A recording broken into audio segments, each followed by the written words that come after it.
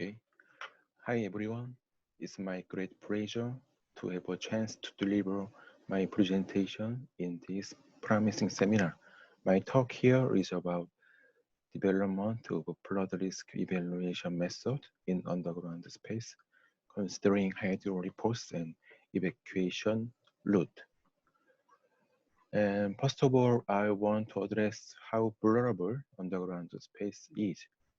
The number of high-rise buildings in urban area is increasing, and the utilization of underground space is also increasing.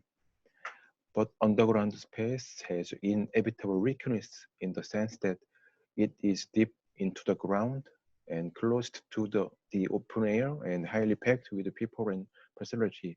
So when heavy rain comes, severe flood disaster may happen in there. And this slide includes the following issue.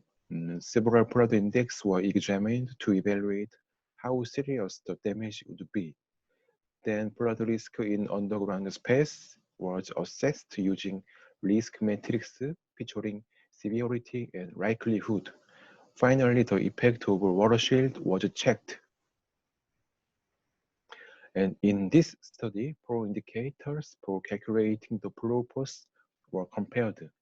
Considering the inundation phenomena in underground space, the value of the depth and velocity of each indicator were combined to within the range of 0 to 3 meter and 0 to 3 meter per sec.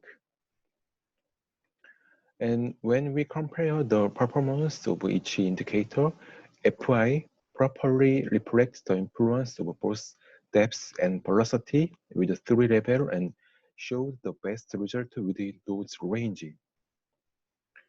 And now we are watching the study procedure. Each layer in underground space was partitioned spatially to represent the risk classification. And in dividing the space of each layer, working speed and the simulation time interval were considered. Then considering the evacuation probability and the consequence of flood intensity, the spatial risk was determined.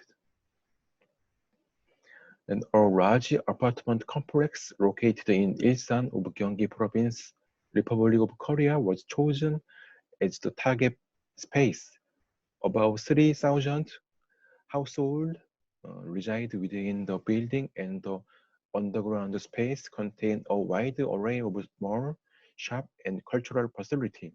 However, the target space is potentially at risk from flooding, owing to the frequent occurrence of high-intensity rainfall. Therefore, the area was considered as a suitable site for application of the modeling analysis. And this slide is prepared to explain the flooding condition. 2 entrances were marked as A and B in this figure. And to allow the emergency evacuation, each floor has several escape hatches, 4 on the B1, 5 on both the B2 and B3. And the inflow depth applied to the 2 inlet increases from 0.1 to 1.0 meter at 0.1 meter interval. And to examine the submergence characteristic of the underground space, the simulation were conducted for 1 hour at 1 minute interval. And the risk of flooding in the underground space was evaluated at every segment of each floor.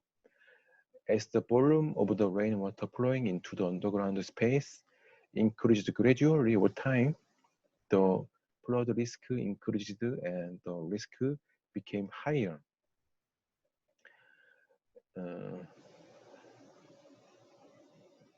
As the water shield applied to the underground space comprised a 0.5 meter high plate, the flooding occurred only for case 6 to 10, in which the inflow depth was larger than 0.5 meter.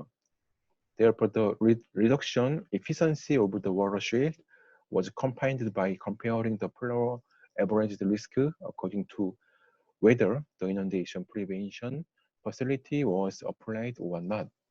And by installing water shield at both inlet, the flood risk was lowered by approximately 26% for B1 and 60% for B2 and 58% for B3. The reason is that the movement of inflow water was slowed by the presence of water shield. Therefore, the risk reduction effect was greater for area further from the inlet. And let's finish this talk with a conclusion.